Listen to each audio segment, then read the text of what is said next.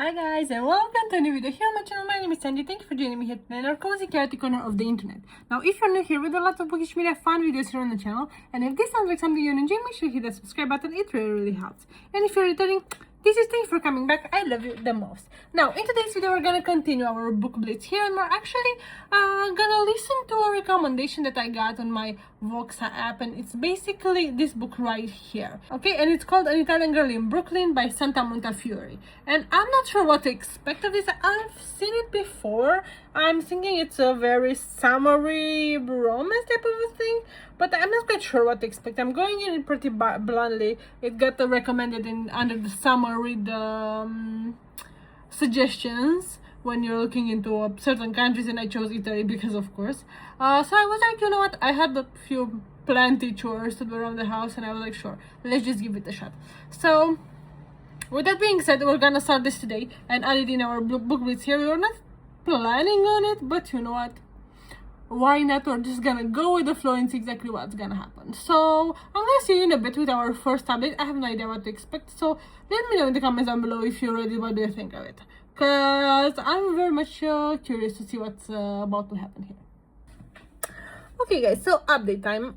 Ignore the mess that's happening behind me, because as I mentioned, I had a bunch of chores and stuff. I just sit down for a minute here to take a small break and just basically talk to you about the whole thing. So I think I'm around at 50 something percent, 47%, something like that, around the midpoint of the book. I mean, it's okay, it's cute in a way, because the whole story is how basically it's the whole story of our main character, which is an Italian lady, and how she ended up in the US and everything that she went through. And she basically, her youth was happening during the whole Mussolini war situation, and yeah, basically she's went through a lot of things. The man she falls in love with is one of the Nazis, and is right in that period when the Italians joined Germany and everything. So that's basically the big point. And after that whole situation, she ends up living and moving to the US, and how she basically restarts her life and everything. So that's basically the idea. And up to the midpoint, we find out the backstory of things, and she is still yet to tell what's happening after she's actually moved into the US, or actually after she arrived in the US, because we know how what led up to that moment and what has happened to push her to move there, but we are not sure exactly what happened after that, because the first chapter that you're gonna read in this book is basically her present day, and then it goes way back when everything started, and now it's moving slowly up to the present day. That's basically the whole point of it. So that's what has been going on so far. It's quite interesting. I mean, I'm enjoying it. I'm not locked in, I'm not obsessed with it, but I mean, it's fun. While I was doing here some chores, it was just fine.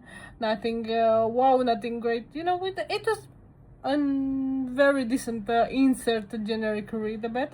So yeah, not very hard, but it's okay so far. I'm curious how things will end up and how they will continue. I'm gonna see you in a bit with our next update. So far so good. So yeah, let's see what's gonna come in the second part of the book. Okay guys, update time. So I'm about 80% into the book, and I don't know what to tell you. So first and foremost, I hate the cheating trope, and I feel so bad saying that, because literally this book is like this empowering story how two lovers that she thought he died because while he was a Jew in that period, he was taken from Italy and everything in those times, and basically after years and years they have been reunited. And now, well, of course, she's married and she has kids and everything. So as empowering and powerful and beautiful this metaphor and their relationship is, I hate the fact that she's hating on her husband. And that was if I could have passed on the fact that the first thing after they met each other, they literally had sex immediately after. And if I can understand that, because they were very in love and it was the shock of the moment and of everything, I do not approve. I still would have cringed. But let's just say it would have been a one-time thing. That I would have understood to a certain extent. I don't agree with it, but I would have understood. But they've been doing it on and on every single day since they met, basically. And I get that her husband is not the best husband material right now because he's working very much, and she would have felt a bit ignored and stuff, and I understand that, but that's not an excuse. And I hate the cheating trope so much, and in this situation it's just cringing me so much. And literally her grandma died, and now she takes advantage of that to go back to Italy and hook up with him in Florence and leave her kids with her parents and stuff, so she could just have that 1 week with her lover. And no, I hate this so much, you guys. I have no words to express to you how much I hate this. Again, the whole idea, the whole metaphor is nice, but everything else I hate. No, I really don't like this, you guys. Nope. We're gonna finish it because, as I mentioned, we're around 80%, and I'm just curious to see how things will wrap up, but I'm not having a very good time right now. But yeah, I'll have to see you again in a bit with my final thoughts when we finish this book. But I don't see a lot of stars in the future. See you in a bit, you guys. Okay, guys, I finally finished it, and I have some thoughts, so let me just sit you down. Okay, unflattering angle, check. So I don't even know how to say it. So I'm gonna start with the good things, okay? So I do really love the way the book is written, okay? And the whole book representing his story and his POV in a way, that we just find out at the end that the whole thing basically is his story told from his perspective, and then we switch to the present day.